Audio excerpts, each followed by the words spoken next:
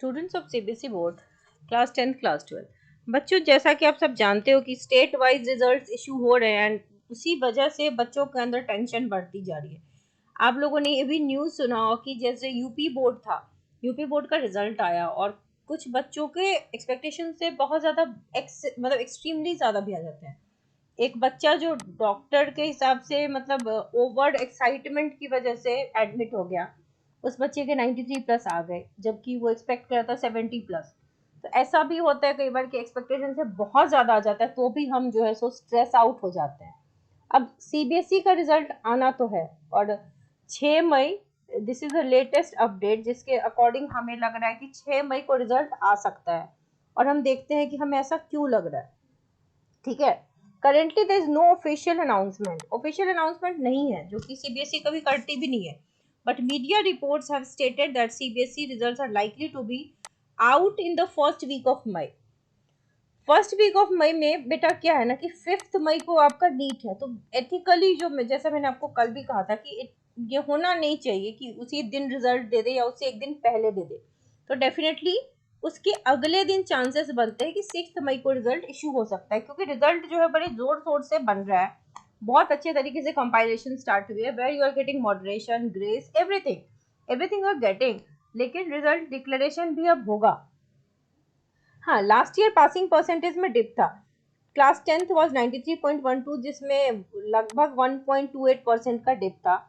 12th में और ज्यादा डिप था। ओवरऑल पासिंग परसेंटेज ऑफ 12 जो था वो था 87%, जो कि 6% से गिर गया। सीबीएसई के 2022 में देखो 12th का परसेंटेज भी अच्छा था 92.7, सो विच वॉज गुड।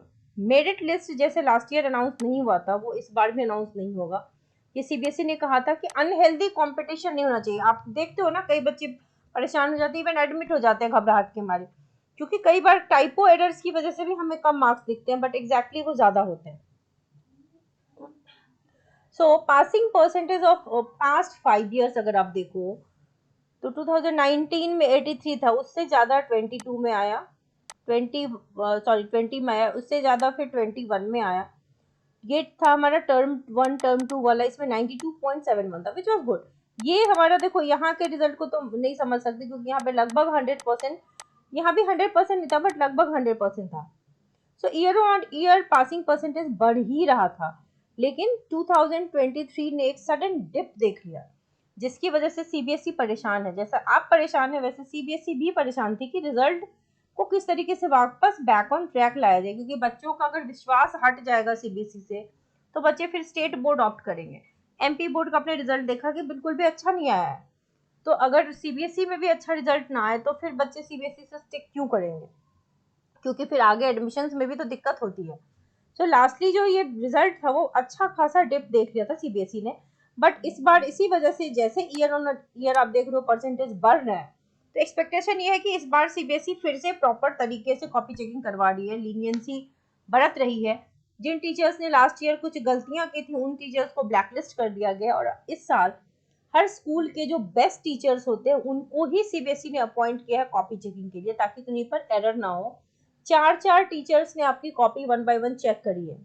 फिर जाकर के जब मार्क्स अपलोड हो रहा था वहां पर फिर से रीटोटलिंग कराई गई और बच्चे को मॉडरेशन, जैसे कि अगर आपने एग्जामिनेशन में बोला होगा कि सर्टेन टॉपिक जो है वो डिलीटेड टॉपिक से आए हैं, कोई सेट डिफिकल्ट है, कोई क्वेश्चन में एरर है, आउट ऑफ सिलेबस है, तो ऐसे ऐसे फीडबैक्स पे मॉडरेशन दी जाती है। सीबीएसई बहुत से सब्जेक्ट्स में मॉडरेशन देती है, जिन जिन सब्जेक्ट्स में ऐसा हुआ है वहां पर आपको मॉडरेशन मिलेगी। 5 to 10% जो है वो ग्रेस मार्क्स भी दे देती है 1 to 2 सब्जेक्ट्स में, बट ग्रेस मार्क्स क्या होता है ना, that is not officially there. ठीक है, लास्ट ईयर के हिसाब से अब एक्सपेक्टेशन ये है कि रिजल्ट अच्छा ही आएगा। अब आप देख लो मीडिया भी यही कह रही है, फर्स्ट वीक ऑफ मई में, हर मीडिया का यही कहना है कि फर्स्ट वीक ऑफ मई में रिजल्ट अनाउंस होगी। लेकिन वही है कि कब होगी, तो 5th तक नहीं होना चाहिए। लास्ट ईयर भी नीट एग्जाम जो था वो 5th मई को था, तो सीबीएसई ने रिजल्ट 12 मई को रिलीज किया था। बट अभी मीडिया रिपोर्ट्स कहीं ना कहीं इंटरनल सोर्सेज से पता करके ये इन्फॉर्मेशन दे रही है which is very much possible, first week में कभी भी आ सकता है रिजल्ट। और सीबीएसई ने रिजल्ट इशू किए हैं और चांसेस बेटा इसमें बढ़ने सीजीपीए में आने का। रिजल्ट सीजीपीए में आएगा तो परसेंटेज कन्वर्जन कैसे करोगे, आपकी जो सीजीपीए होगी उसको 9.5 से मल्टीप्लाई करेंगे तो यू गेट परसेंटेज। ठीक है, जैसे कि हमारे CGPA 8.8 है तो हम उसको 9.5 से मल्टीप्लाई करते हैं, ठीक है, क्योंकि कई यूनिवर्सिटीज कॉलेजेस जो होते हैं वो कोई CGPA एक्सेप्ट करता है, कोई परसेंटेज एक्सेप्ट करता है।